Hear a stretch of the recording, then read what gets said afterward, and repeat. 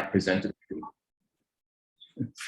Perhaps it was the scholarship I had presented to the class debunking the myth of meritocracy, or perhaps it was my overt anti-racist sentiments when it came to personal experiences with racism and matters of legislative protection for Indigenous Australians. I speculated as well that it could have been my refusal to back down on the topic of male privilege and its relationship to leadership in Parliament. Or maybe it had to do with me linking all these intersections of disadvantage back to our school context. I wasn't sure which was the straw that broke the camel's back, and the deliberately vague correspondence from the parents only served to heighten my existing confusion and anxiety about the matter. Following a volley of emails back and forth over the week, it was decided that we needed to speak in person, and so here I was with laptop in hand and lump stuck in my throat. Rationally, I knew I had to start moving, lest I show up for the meeting late. Emotionally, however, I remained stuck, completely rooted to the spot. Despite my best attempts to intellectualize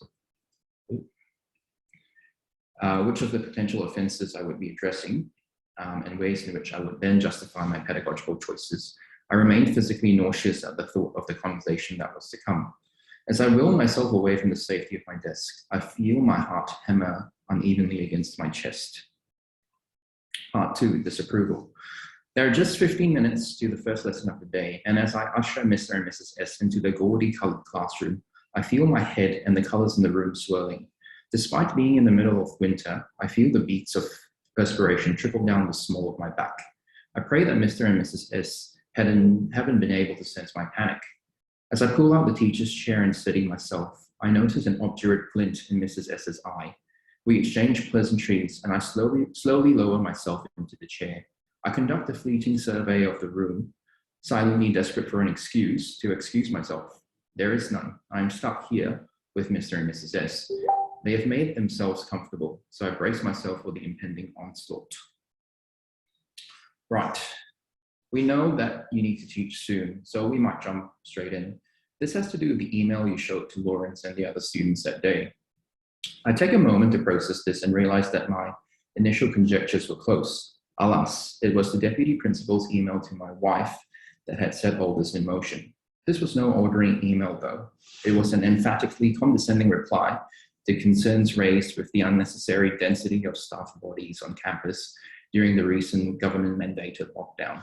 It was also a prime example of workplace bullying and an artifact that I had shown to my ostensibly mature Year 12 students as part of a human rights unit in a bid to call out internalized misogyny and sexism in the workplace.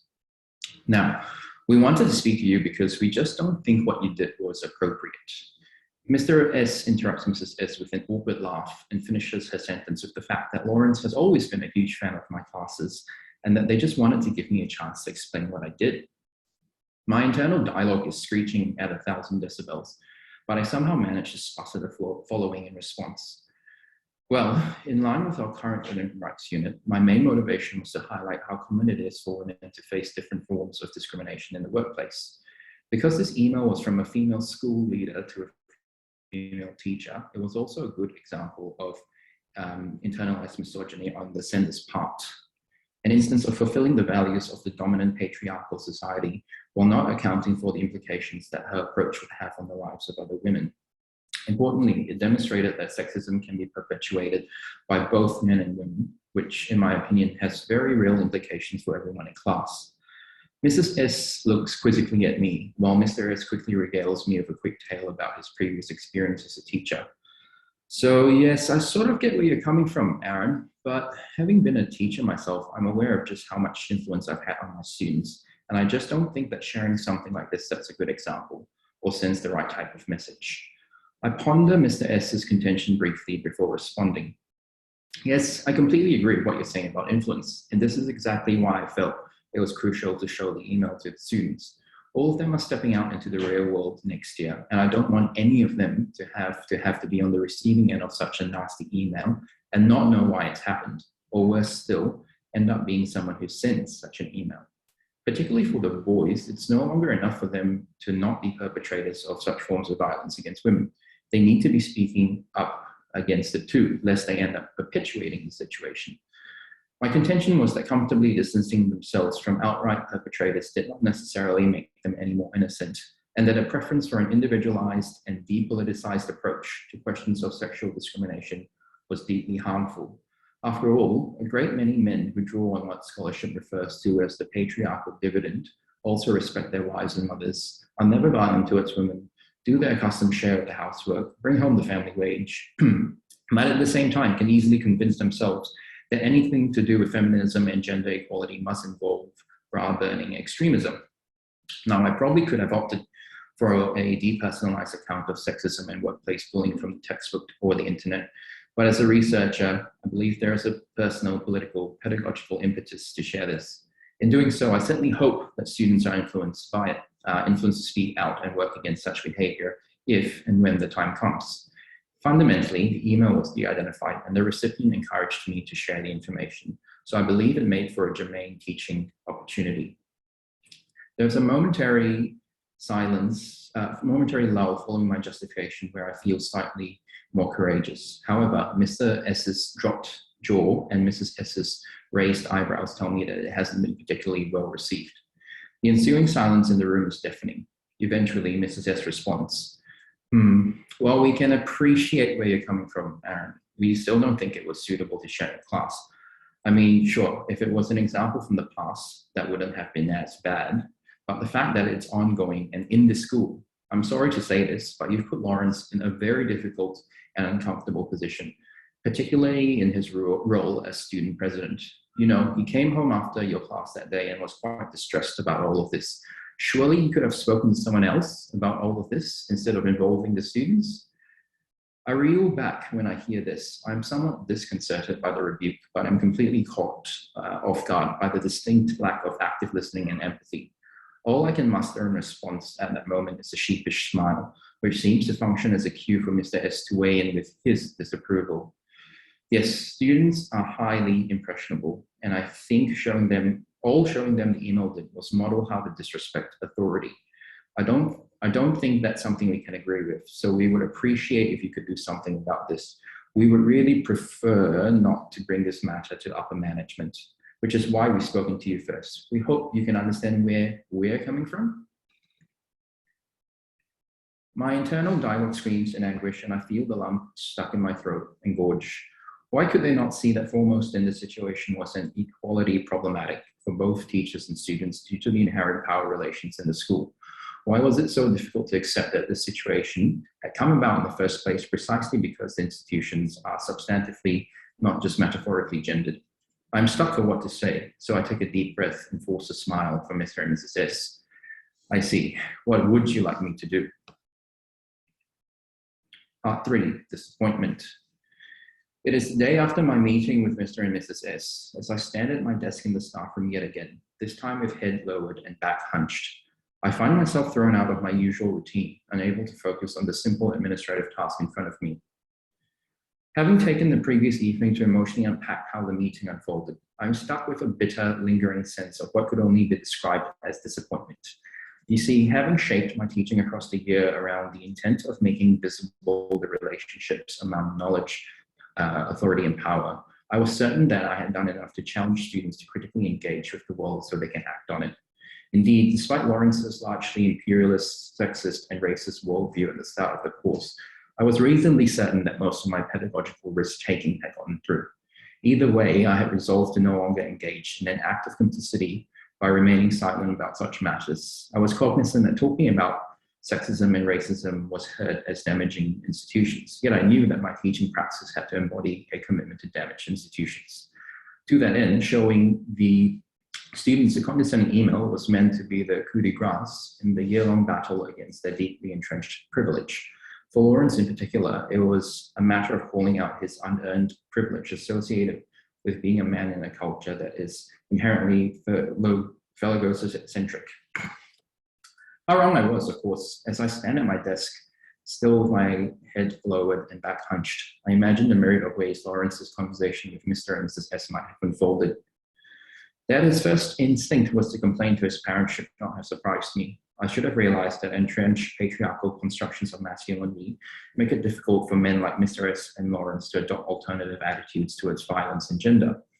Alas, I should have realized that male privilege so deeply structures men's identities, opportunities, and moment-to-moment interactions, that men's embrace of the full extent that privilege has shaped their lives would be destabilizing to the point of immobility. Indeed, the deep discomfort that Lawrence felt from my calling out sexism in a highly familiar context and subsequent challenge to avoid an ongoing complicity in patriarchal privilege was likely commensurate with a loss of personality structure that may have been quite terrifying, a kind of gender vertigo. I slowly take a seat and try to rationalize this, but instead remain stuck with feelings of anger and disappointment with men, and Lawrence in particular. Part 4, doubt. A couple of weeks have passed since the meeting with Mr. and Mrs. S. Some of the anger has subsided, but the disappointment lingers. As I continue to teach the Year 12 Legal Studies class, I realize that I am stuck yet again. Here I was doing the work of a tempered radical and seemingly embodying a form of allied politics. But to what effect? Despite what I thought were my best efforts with Lawrence, I had failed, and we were clearly back at square one. Even more significantly, I realized that my speaking and writing about gender inequality raises complex, practical, theoretical, political, ethical concerns, haunted by the specter of engaging in yet another imposition. I cannot shake the uneasiness that in talking about gender inequality, I involuntarily appropriate the term which does not belong to me and to which I am not entitled. I question as well if as a man, I can truly resist the patriarchy and so continue to press along with a degree of lived articulated ambivalence. Back at my desk following a legal studies lesson closer to the end of term 3, I'm distracted from a menial administrative task yet again, as I start to wonder if being stuck within this ambivalence is really such a bad thing. I recall my recent reading of Patty Lather's Praxis of Stuck Places, which disrupts the right story of what effective pedagogy should look like. A praxis instead of constant movement, of never finishing, closing, or defining, and of not being sure, which situates the experience of impossibility as an enabling site for working through doubt. Perhaps being stuck within this ambivalence is a way to keep pressing along within the impossibility of teaching in order to produce and learn from ruptures, failures, breaks, and refusals, always in quest and always on the way. Perhaps being stuck within this ambivalence might involve a whole lot of questions, freedom, and unease, which is fine, especially if it prevents me from speaking too loudly, too frequently, or with assumed authority. Perhaps being stuck might just allow me to press towards a future that is no longer stuck in and determined by the past. Thank you.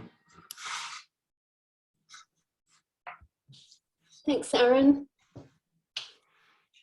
I'm not quite sure how we want to run this session, whether you'd like to take questions now or whether we'll just keep moving through. What's the consensus? Questions now, thumbs up. Maybe we'll wait till the end. I just want to make a really quick comment while it's on my mind about the stuck places from Patty Lather. It's such a poignant kind of quote because Lather is speaking directly about the big boys club of the economy and all of the things that happen in that space and how, perhaps being stuck there is our commitment to blowing up institutions or doing the radical revolutionary work. So thank you, Aaron. I know there's lots of really great comments in the chat about the political work that your storytelling is doing. So thank you. Anne and Joshua, David and Fetaui, who's going to go next? I think that's us. Excellent, thank you. Good sis. Ngā mihi atu ki a koutou mō tēnei rā, tēnā koutou, tēnā koutou, tēnā koutou katoa.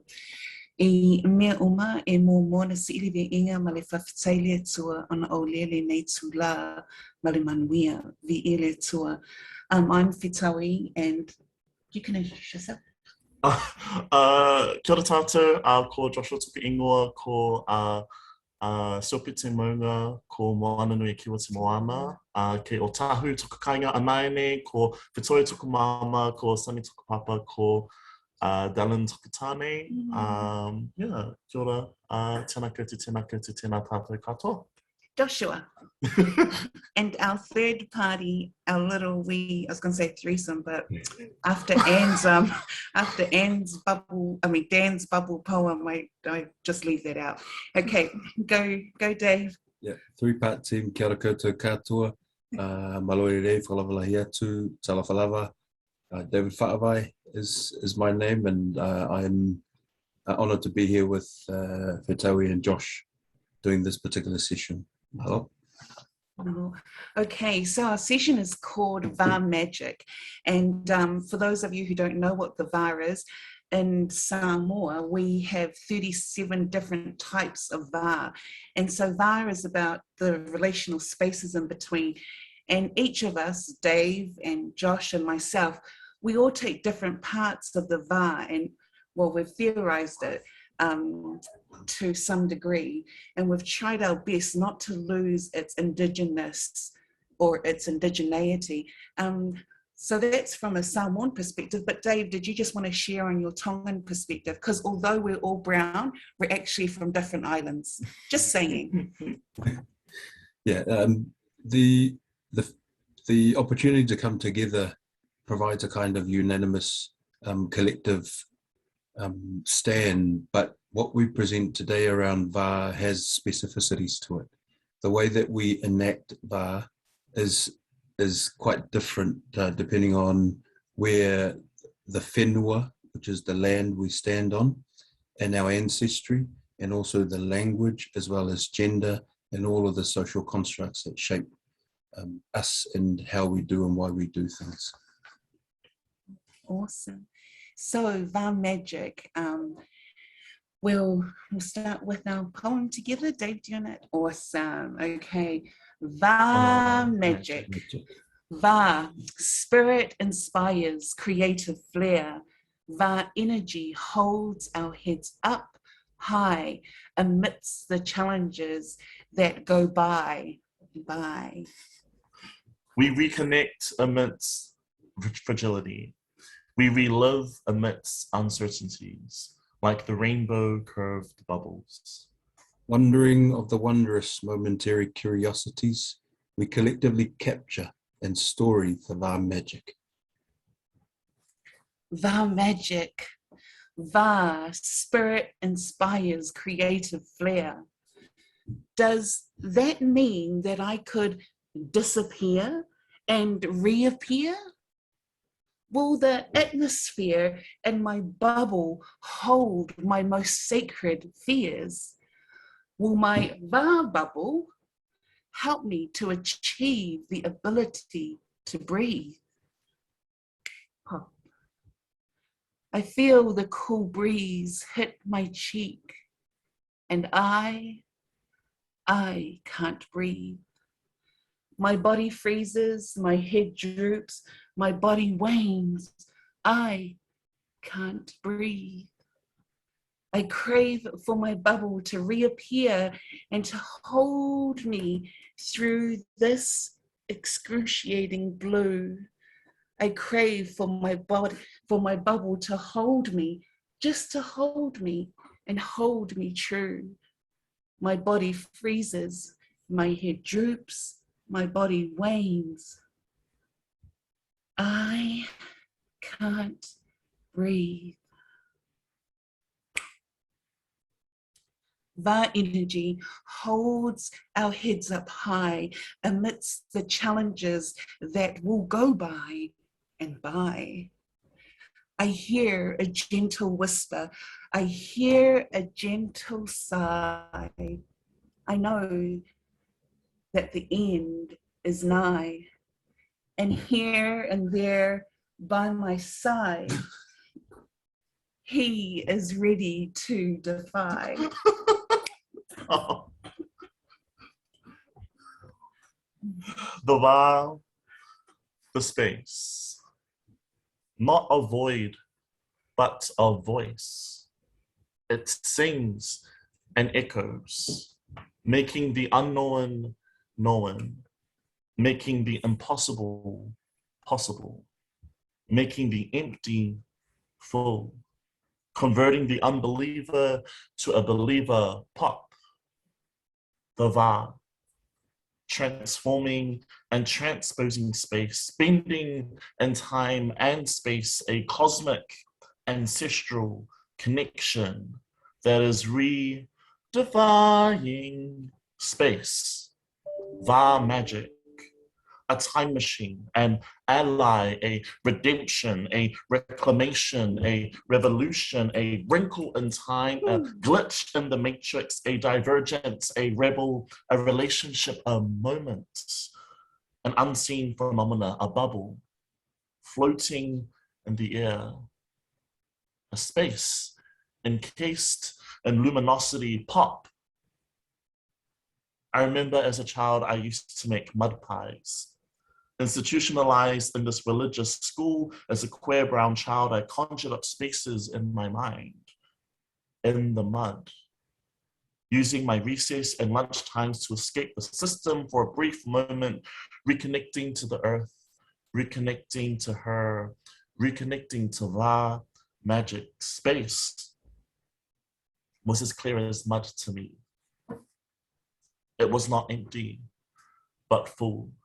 Full of imagination, full of earth, full of return, full of brown, full of va magic. This space, this va, this magic, this witchcraft, this va craft, this brown craft, this queer craft, bubble craft, pop, pop.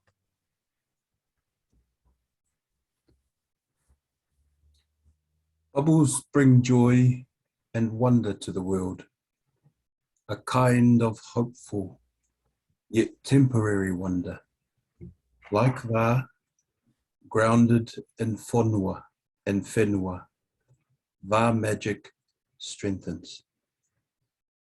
Bubbles floating momentarily, a lapse in time and space, like va, when deprived of growth. Pop, va magic denied.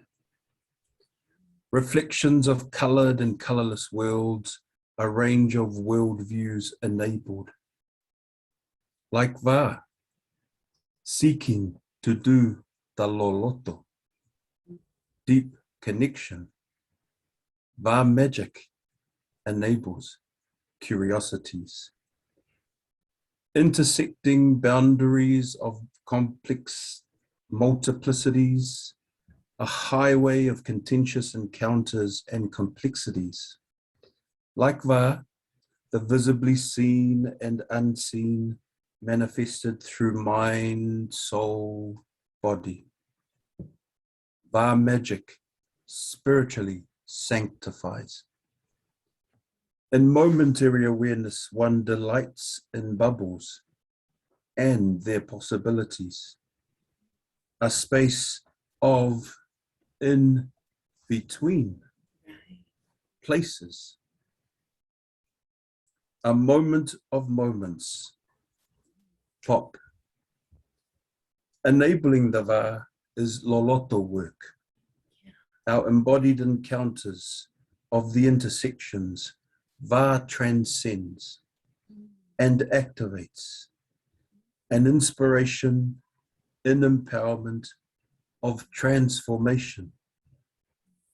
Va magic enables our specificities collectively.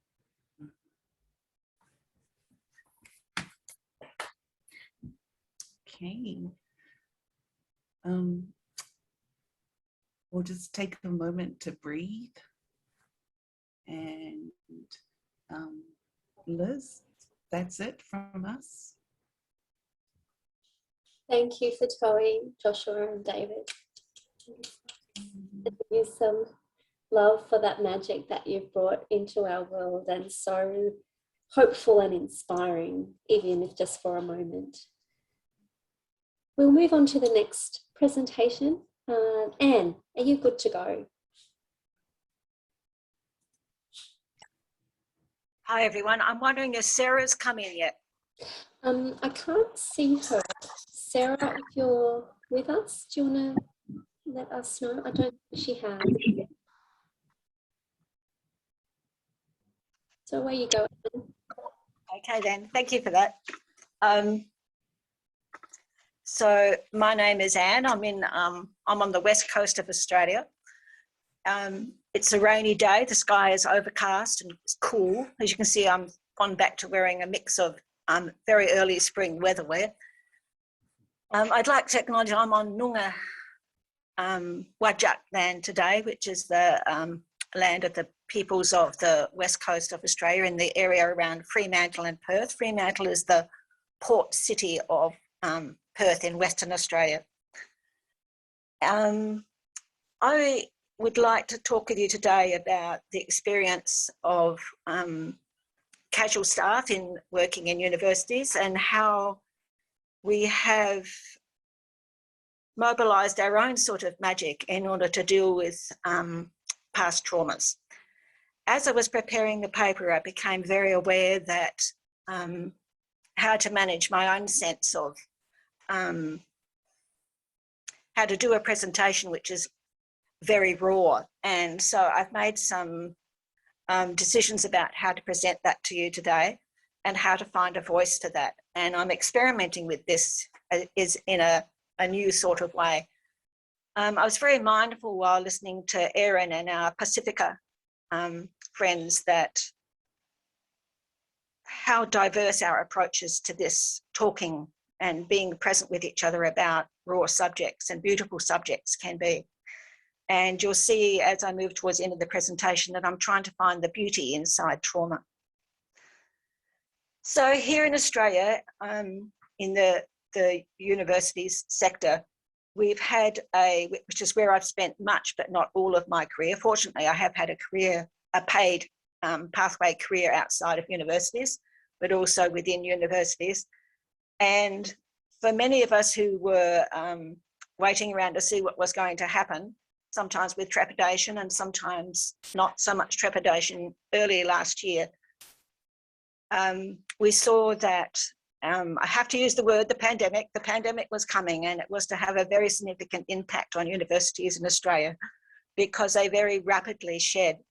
No one seems to quite know what the figure was, and that's got some economic reasons behind it because universities don't track their casual workforce very well. No one's really given a good estimate of how many casuals lost their job. The casual teaching academics, probably in the tens of thousands, lost their jobs between about February and March last year. So that's now 18 months ago. And I haven't been able to find a figure about it. There has been some literature produced talking about the experience of casuals. And so I've got a number of citations I can give to anyone who's interested. For example, Jill Blackmore, Judith Brett, and Troy Heffernan have published in that area about what was happening in Australia to casuals in 2020. After that huge loss of opportunity for work, the university's senior managers also restructured their finances. They did it quickly and quietly. And then sometimes not so quietly because it manifested as we're about to go through, the universities were about to go through redundancies. And so in 2021, we know that in the first 6 months of this year, because the report came out a few days ago, between January and June this year, 40,000 permanent full-time staff have lost their jobs. What we don't know in the story of what's been happening to universities over the past 18 months is how many professional or general staff have lost their, not only their jobs, but are having, as I am, having to rethink their whole career futures. And some of the research I've done in the past has shown that professional staff and general staff are so often neglected and so often pushed to the sidelight because the spotlight is on academic experience in universities. And that's been published in the Australian Universities Review. It comes out of a thesis I did on activism in the Australian Academy. So we know that a large number of people have lost their jobs. We know that the university sector has been hit particularly hard here in Australia, and that it's being managed by a very conservative and neoliberal management system to transform universities as a result of the pandemic. It's part of the huge economic impact of the pandemic, which has been so strongly felt here in Australia. As a result of that, we recreate ourselves. And it's been my own experience. It's caused many of us to stop and think, well, what is a career? Is a career just paid work? What sort of futures do we have? time to pause and to think, what's failure? What's a failed career when most of your career has been spent as a working class academic or a community health worker who largely carries trestles and chairs? What are our expectations of success and failure? So there was time for many of us, myself included, to take time out and really deeply, to use the time to deeply rethink and focus on our career journeys and where we were going and where we might hope to go into the future. And that's been a very difficult question for many of us to answer, because many of us are just floundering in terms of looking for a focus for paid employment in the future. But when we contemplated other sectors, we also saw that they too had been massively impacted, and that there were job losses in areas that we might have once thought of moving into, for example, into local government or into project management work for various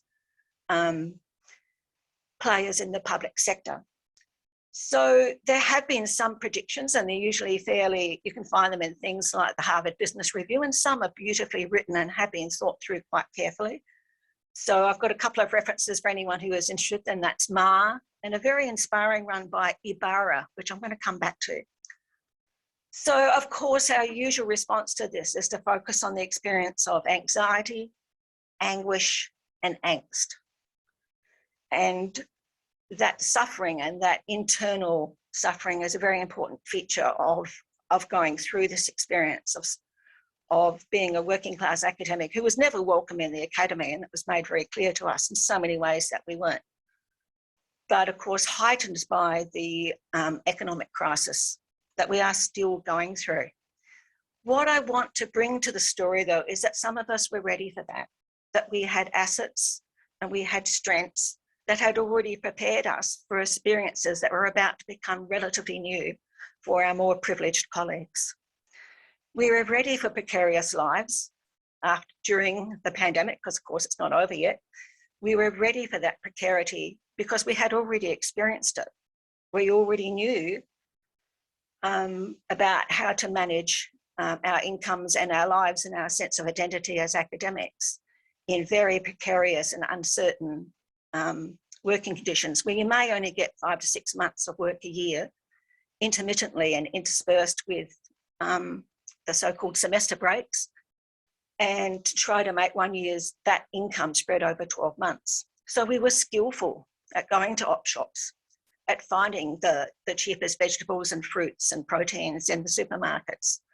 We were already very skilled as working class academics, and the phrase working class academics is not new. It's been very well covered by people like Teresa Crew and Bev Skeggs, and adopting an identity as working class academics with pride, and also acknowledging that the academy never really knew quite how to find a place for us in terms of its culture and its cultural practices. I, for example, have been advised several times to have my accent changed so that I give up my working class tones and working class accent. Not to dress in bright colours, because that would hold back my career. I should wear beige and grey and black, and told that by the manager of an equal opportunity unit in a university. And when I said it wasn't really significant to me, she screamed and banged tables and said, "Don't you want to get ahead?" And I said, "No, not on those conditions." So we were already having to work through that sort of trauma on a very regular basis in universities. We already had garnered the assets that you get from being experts in our own experience of precarity, of being working class academics, but also of transgenerational trauma. It's been fairly well researched that transgenerational trauma does exist. It's the trauma we acquire from previous generations of our own family and kinship groups, and that we had already heard stories of hardship. We knew that life was hard, but the life is also beautiful, and I want to come back to that and echo back some of the previous presentation. We already knew that we had health issues such as post-traumatic stress disorder and how to manage it. So when this, I'm thinking here of the work on PTSD by Harris and Holman Jones, that in PTSD, post-traumatic stress disorders, it's never post. because you're always present inside or living with that shadow effect that trauma brings. The intensity and the frequency may change, but it is always with you. We are certainly experts in managing that uncertainty and that trauma. We have learnt that our disability can be an asset. So if you look at Ibarra, and I'm going to try and read you a quote, see if I can find it for you. So Ibarra comes up with a couple of comments about how to manage complex emotions. She talks about the things that we already knew about, but they're quite powerful. That processing complex emotions gives us an opportunity to consolidate our memories. Think about what Erin was just telling us about, to revisit memories, to reframe and to understand them, to synthesize and to consolidate those memories, to integrate our learnings, to check in with our moral compass, and thinking again at the two presentations we've just heard, I'm so glad I went last, to check in with our moral compass, and to also use the traumatic time and our recovery period to reconstruct a sense of self.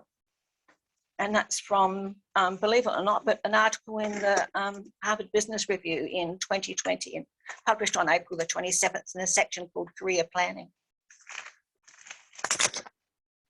So when we're seeking new ideas are easy for those of us who have always had to dance in that place. We're always seeking new ideas. Where's the next job? Does anybody know? Are there going to be any vacancies in the delivery of that course, unit or program? Always asking each other, knowing you're asking people who really don't want you to compete with them for that work. But we've been doing this for years. And so we've had a lot of experience about how to manage that. We know also the value of joy and of wonder and of awe and of bringing it into our lives, celebrating it when it's with us. So I live opposite a park, and although it's a grey and overcast day, I'm looking out over the park, which is a war memorial, and there I would be, and I'm sure they're all looking back at me because I think nature speaks to us through the eyes of little birds, but I bet there's about a couple of hundred eyes looking back at me in the park at the moment. I can see date palms and they're laden with fruit. So I'm looking at dark green against a grey sky with great bundles of orange, red fruit in the date palms. That is that we've always been seeking that joy and that wonder and awe. It's been the source of our resilience and hope as a casual academic workforce. And in our hope is not a naive optimism. Our hope is that we can make meaning of the crazy paving shape of our careers and of our lives. That in meaning making, that's where we find hope. And we're very, very experienced and skillful at it. We look for new pathways and new conduits. We look back at the crazy twirls, twists, and turns of the job market. And yet we also know that we've got stories to tell of how we preserved ourselves and how we looked out for each other, how we practiced self-care and mutual care. And those stories are vitally important. We already knew as working class academics how to sustain ourselves amidst terrible adversity. The constant being summoned to the office for yet another reprimand because you spoke with the wrong vocabulary or you spoke with the wrong accent. And I'm thinking again of Erin's story, which I'm very grateful has preceded mine, because it allows me to see his work as an example of visiting that place, the reprimand. And I think I saw in the chat, Erin, that many of us have had this experience. And some of us have had it again and again and again, that it's part of taking a stance as an activist, that you're always going to be up in the office for those tough, high-risk conversations with your managers. We are the children of transgenerational trauma too. My mother was the only survivor of a bombing attack of which she was while 7 months pregnant, she was the only survivor of 300 women and children who died in a bombing attack. And it shaped her life. And so we know of that transgenerational trauma if we've given ourselves the opportunity to listen to our family stories and even to seek them out but that also is a part of our strength. We've had access to that wisdom, and I think we need to pay attention to it and to listen to it, to hear that wisdom in our families and in our communities and in ourselves. As I've grown older, I've learned a new sort of thinking, which I called synthesis thinking. It's I was aware of synthesis thinking when I was in my 20s and 30s. And I know I look 21, but I'm much older. And I'm thinking and perceiving and processing strong emotion in a different way, which I think of as a sort of synthesis that can scan decades of experience and bring it together. I'm thinking of the hard-won spoils of transgenerational trauma, which is beautifully referred to, and I'm so grateful to her. I wish she was here. But Anna Denitkina has just had a chapter published in the second edition of the Handbook of Autoethnography. And she talks beautifully about the impacts of transgenerational trauma in her family and how it is shaping her as she's an academic in what I call the Eastern States, sorry everyone, but a university. They're all the same when you look at it from the West, but a university in the Eastern States in Australia. And I had contacted her because I was so excited to hear that she had it published, but I couldn't access it as an independent scholar. That's a scholar without paid work. It's you no longer have access to an academic library. And that is like having to work with one arm tied behind your back. Because everything I try to research sits behind a paywall. So I contacted Anna and I congratulated on the work, and I noted it wasn't open access, and she has very kindly shared some resources with me. And that's the sort of generosity I want to come back to as I finish my presentation, is that generosity is also an outcome of those of us who are working with the assets that come from dealing with, not overcoming, but dealing with our adversity. I don't particularly, I will quickly refer to the experience of whistleblowers. I've been a whistleblower a couple of times in my life and ended up in a national courtroom. But those of us who have blown the whistle on dishonest practices in higher education and ended up in the Fair Work Commission, in one of the rarest outcomes, we won a very major victory here in Australia for workers, which was issued 2 days before Christmas and almost disappeared. So not a great deal of people know about it outside of rural communities in New South Wales, but we know of the health impacts of trauma. We know that whistleblowers pay a very high price, and I went into it consciously. I knew what was going to happen and I knew the impact it would have on my health. But we also know about resilience, keeping yourself in that management meeting, that it's okay to feel all the emotions that have been described as part of that. But also we know of our resilience. We know of the courage it took to come in today. Some people's tummies, I bet, were trembling and anxious, and mine was, because I had to revisit it all again. We know about integrity, and we know about grit, and we know about courage, and we know about forbearance, because we found it in ourselves and we saw it in each other. Already, so many of us are doing the things you do as part of moving along. We're already doing very meaningful work, unpaid usually, or pro bono, in our neighbourhoods, in our communities, and in social media. I'm a social media queen, believe it or not. We already knew, it wasn't new to us, that our financial priority is pay the rent, buy some food, keep the electricity connected if you possibly can, and you're going to love this, but keep the internet and the phone line connected, because it will become your lifeline, and it is as essential as a fridge in the middle of an Australian summer. We already knew about the public library, the op shops, where the cheap food was, how to organise others, how to write, how to edit a document, and how to mentor and care for each other. I'm arguing that these are the assets that we already had because of the precarious lives we already led, because of the transgenerational trauma we had already experienced, because we already were working class academics, and because we were whistleblowers before the pandemic, that we've come into it with assets. It doesn't mean our knees and our voice don't tremble, but we know how to be with that emotion. And they're the assets that we bring with us. One of the things, and I'm wrapping up now, but one of the things I love about critical autoethnography is that there's a well-published body of research in this area. And I was deeply moved to find work by Kari Kumar and Theko, Pheko. If anyone's interested in references, I've got lots. So I want to start winding up by talking about collateral beauty. That is, it's the beauty we gain amidst the experience of adverse experiences. In collateral beauty, we take beauty out of that terrible adversity, and we learn to care for ourselves, but also for each other. I've been traveling Australia very, very slowly over the past 10 years with an elderly parrot, and I'm sure he's not a parrot. He is a transcendental being from another place in time and space, journeying with me on to offer counsel and comfort.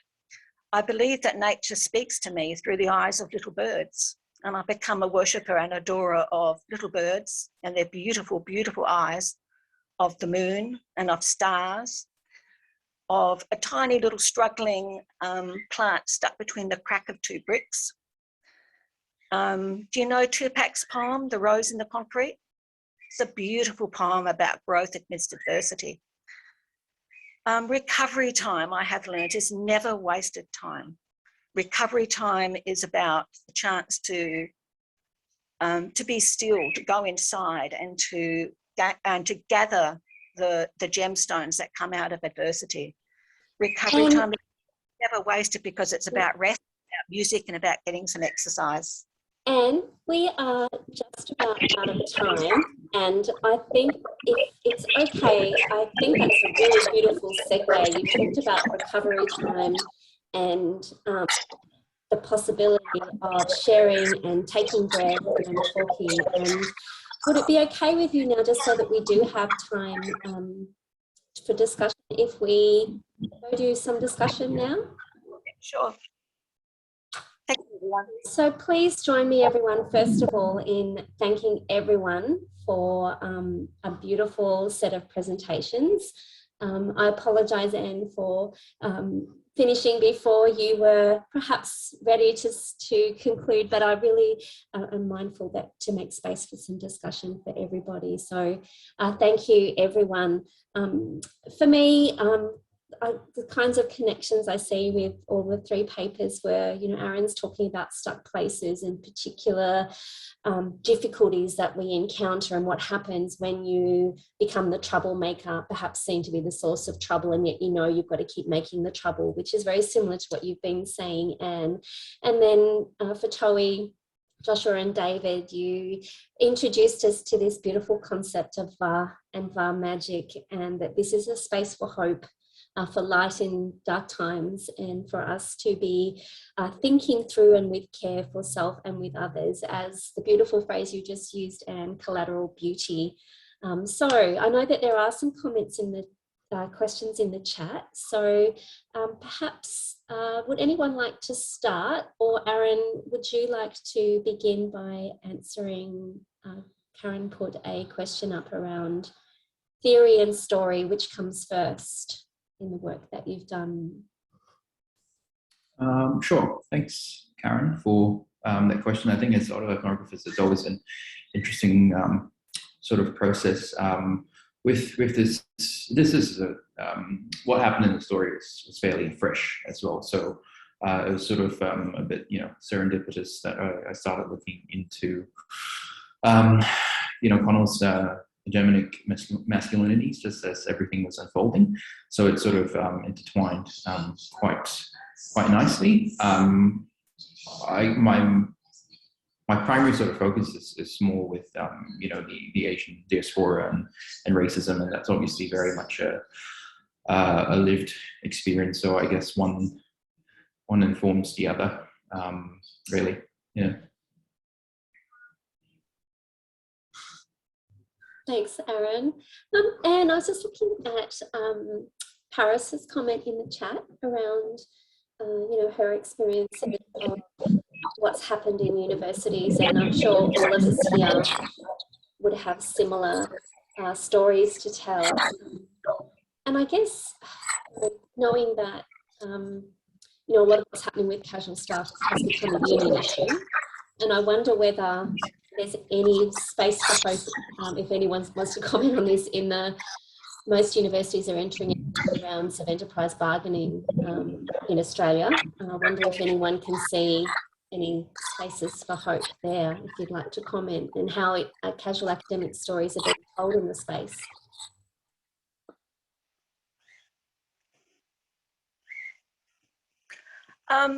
One of the things that happened within the union was, unless the branch knew you well, you're not being able to pay the fee meant that you were chucked out of the union. And that happened to me here in Western Australia. So I was pushed out of the union very quickly when I couldn't afford to pay the fee. And for the first time in my life, I'm not unionised. Unions, the Union for Universities in Australia is a very conservative union. It's preserved the privileges of the middle class and the professoriate before it returned. It makes a claim to representing casuals, but I know a lot of casuals who just left the union very quickly, especially when they doubled the fees a couple of years ago. I think it's in a place to have a voice, and it's up for us to see the union as a place for transformation in its own right. We have to call the unions, our own union and other unions, to account and be active citizens in the unions. Thanks, Anne. I think there's always another story behind unions beyond the catch cry, you know, we're stronger together. There's always another story about what happens to people who don't fit the mould, who don't have the loudest voices, even within unions. Other questions for our presenters today?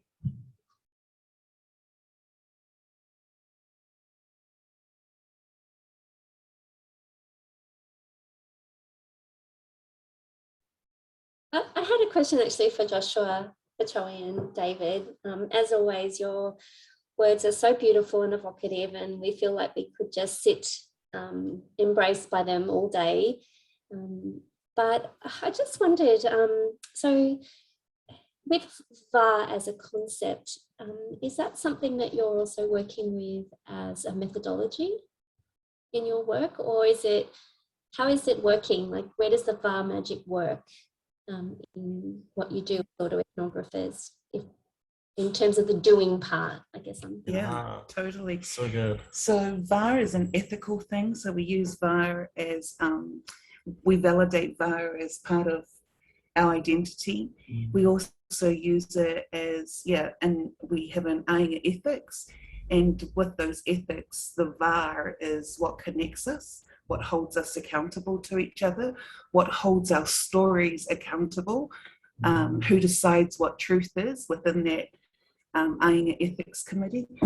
Joshua uses VAR as well differently. I use VAR as a methodology. But that was just from my research, kind of looking at queer Pacifica, the queer Pacifica experience, and quickly realizing that there are no queer Pacifica theories or frameworks that exist for myself and people like me. So I kind of went to the VAR as almost a place of refuge to develop what I call the VAR Fetaui. So the VAR Fetaui, if you translate that in English, it describes the space between stars.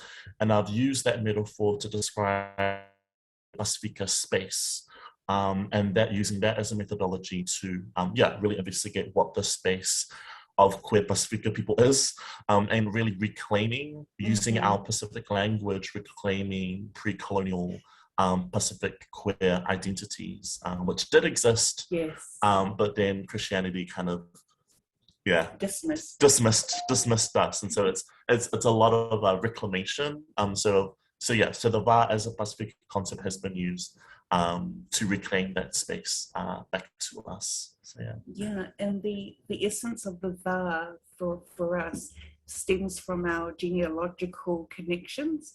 And so when Joshua was coming up with his VAR Fetaui, he had to go back to my mum and discuss, you know, and walk through this with her as well as with the Ainga Ethics Committee. But Dave has done some beautiful work on the VAR as well. Dave, do you want to? Thanks, Towie. So just to the stage where some of us are at in relation to VAR as a theory around socio-relational, socio-political. We're doing a bit of resistance work with VAR at the moment. It's not always beautiful.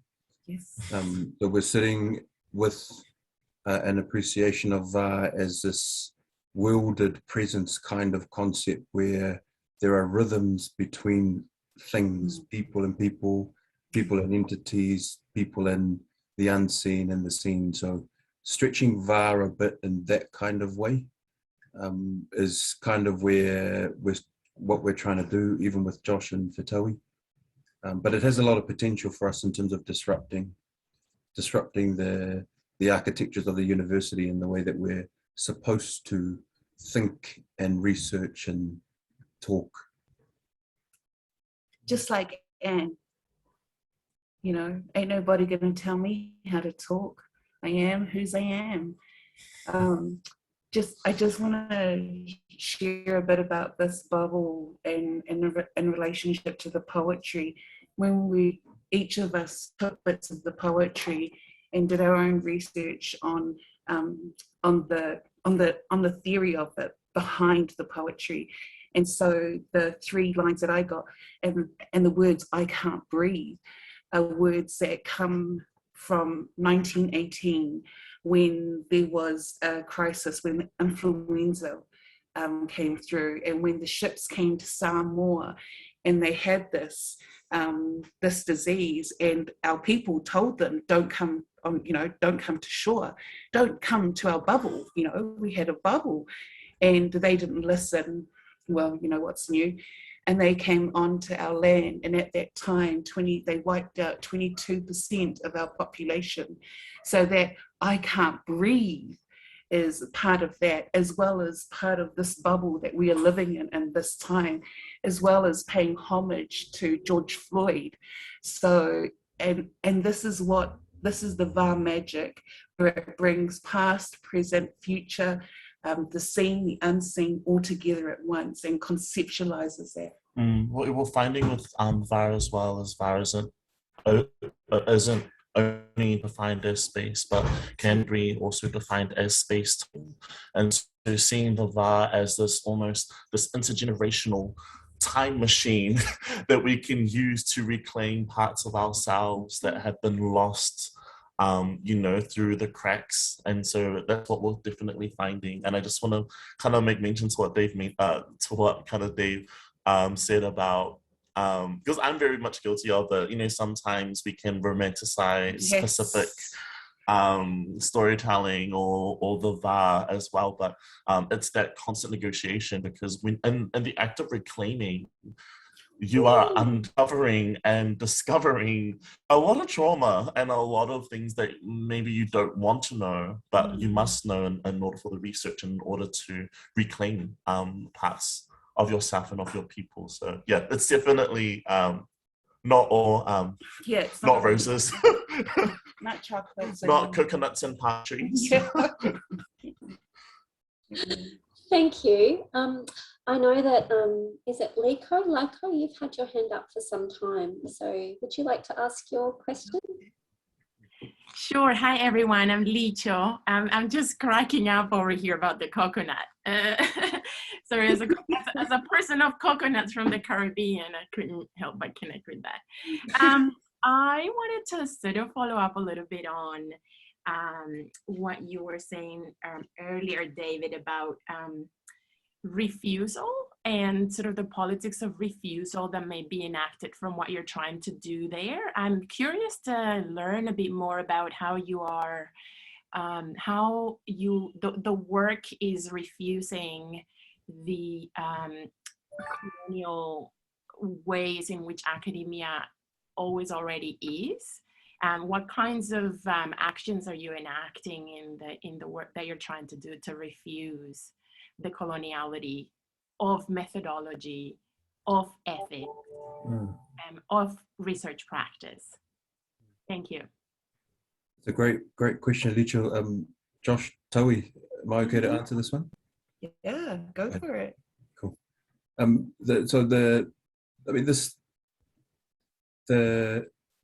What we kind of really want to see VAR do, not only to disrupt the way that research is defined for Pacific people, but also within our own Pacific people, confront these issues around gender or patriarchy, which is very, very strong hierarchical in our own society.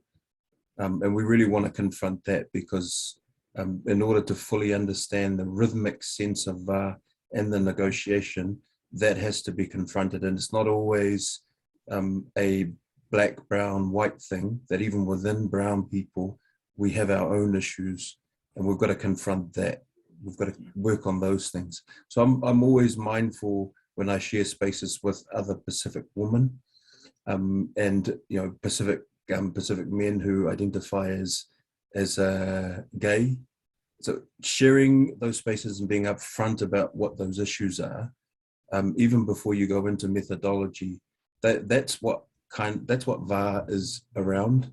That generosity to confront those things and did that really well in terms of presenting the strengths. If you're focusing on these assets, that even within VAR, there are certain values that can help confront some of these things in order to, really make sure that as we move forward, we understand how to do it.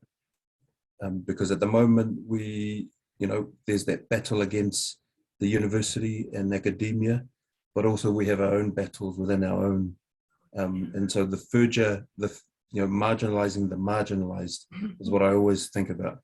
We come to these spaces, even CAE, but even within CAE, they are marginalized. Even Pacific, we come to Pacific, and we know that even within there are people who are further marginalized. And so the question around that, Licho, is before methodology, we do looking at our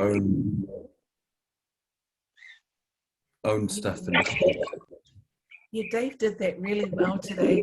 When it came time to who was going to present first, he was like, Fetaui, you're going to go first.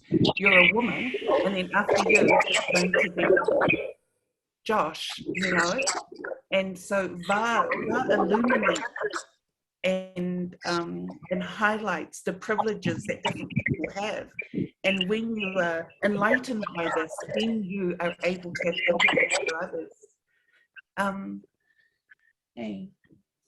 There is something, in the refusal, there are little things about the refusal that we can do within academia. And Rosemary Riley, she allowed me to do this within this journal that she was a guest editor in. And she allowed, instead of doing it as a peer review, what she did is, I didn't feel comfortable with doing the peer review unless the person knew who I was. And so these are things that are part of our VAR. Nobody should be writing or giving feedback to somebody unless there's a relationship between us, right? And unless there is consent. So for us, the peer review process doesn't have that. It's a blind thing. You don't know. And so the sacredness of words is lost in that translation. So with Rosemary, she let me speak to the person whose work I was working on, and together, between her and I, we worked out. So I wrote my draft, I sent it to her. It was a collaborative piece of critical work, but done together. And this upholds the mana, it upholds the dignity of both parties. Now we know that that's not always the case in higher education, right? It's like cutthroat, but the VAR is not cutthroat. Sometimes it is, but most times it's about bringing together. So these little steps, like Rosemary allowing me to do that, and then allowing us, and she allowed my whole family to be part of that. And then she allowed me to put into the bio, instead of saying Fetaui Iosefo is and she's got all these different credentials, what she allowed me to do was affirm my identity. She allowed my family to come straight after, or to be with me on those lines. And so the refusal within academia, there are subtle moments and subtle wins. When someone sees that, they can say, oh my goodness, this person, or Fetaui or Josh or Dave, have fronted their authentic self, and actually it's okay. And so we're then giving permission to others to be okay, that actually our priorities as Pacifica is not academia first, fuck off. Our priorities in academia is love and family.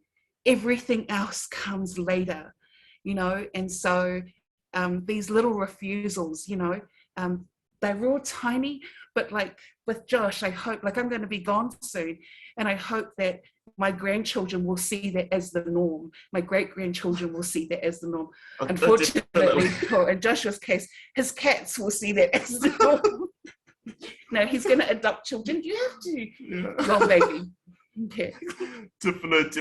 Definitely refusal. I'm just cracking up because, like, so I got briefed to write this article about, you know, my queerness and being Pacific, and I had to submit it to my new supervisor, who still doesn't know me yet as a person and as an academic and as a writer, and I sent it through. And my whole article is comparing decolonization to douching, and how when you douche, you are getting rid of the shit, and it's the decolonization process, and it's not pretty, and it's ugly, and it's shitty, but it's something you have to do. Like, it's just something you gotta do. And so I was fully talking about my sex life and talking about douching in this academic article, but I think it's those refusals, like, but you know, that. I don't know where I'm going with this, but it was great. It was a great time. That reminds me, Josh, of Gloria Anzaldúa. She says in writing and in the refusal to keep playing along with coloniality, patriarchy, imperial white supremacy, whatever you want to call it, she says, let's just be prepared. We're going to shock everyone shitless.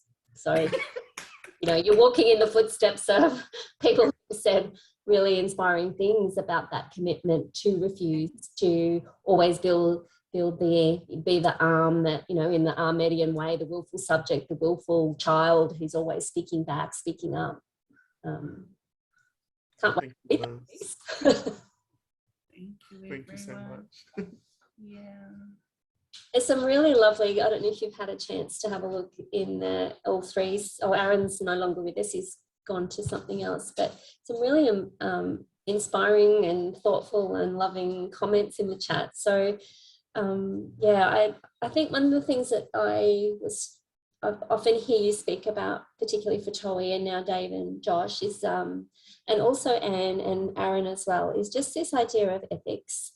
You know, ethics is such a hush-hush word. It's so quickly put into a box as the institutional, did you get your ethics approval? Have you filled out the form? When can you start your research? And yet what you're gesturing towards is a very different, you know, shaking up of how we see ethics in what we do, which is grounded in relationality first and foremost. And yeah, I think I feel like I've been wrapped up in a warm blanket. I sit on the chair of ethics at my university, and I just want you to come to my next ethics meeting so I can bring into play some of those sentiments when the voices that want to refuse that sentiment are so strong. That's fascinating. And one of my next papers, which has been accepted as a paper on looking at the way in which, as an independent scholar, someone outside the academy but still wants an intellectual, I'm looking at the way in which we work with ethics. So to do my research, I don't need anybody's ethics approval to do it, but I need my own, and I need a sense of integrity within the research community. So in the next paper I'm doing, I'm looking at ethics as a living practice for scholars.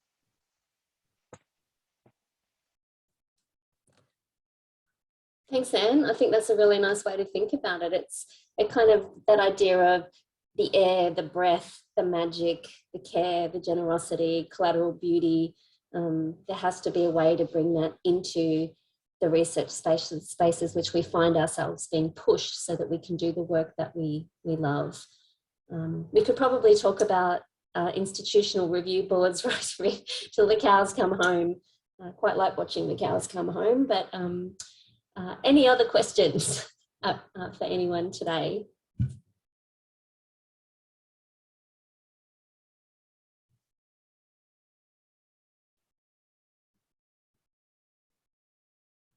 I think, Anne, you might be on mute if you're adding something to the discussion.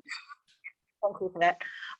It's just a comment. I just really wanted to thank everyone for giving the space for this conversation to take place. And I wish Erin was here, because I think somehow the three of us put something together without anything beforehand. It just sort of wove itself. And I'm very appreciative of the space that we've had to do this. Everyone's nodding and echo that sentiment. Well, if we don't have any other questions or comments or thoughts, it's approaching 12:30, which is when we were going to finish up. So yeah, lots of love to you all. Thank you, Alyssa, and we're all feeling that, and yeah, feel very inspired to keep on refusing and doing that refusal with the beauty and love and generosity and care and ethics that you've all spoken about. So thanks, everyone. I don't quite know what's going on now. I think we're all going and socialising. Don't quite know how that's working, but I'm sure you'll all be in touch with one another. Happy to just hang out in the room for a little bit longer. I'll stop recording if anybody wants to just stay and chat before we head out for some lunch. Thanks.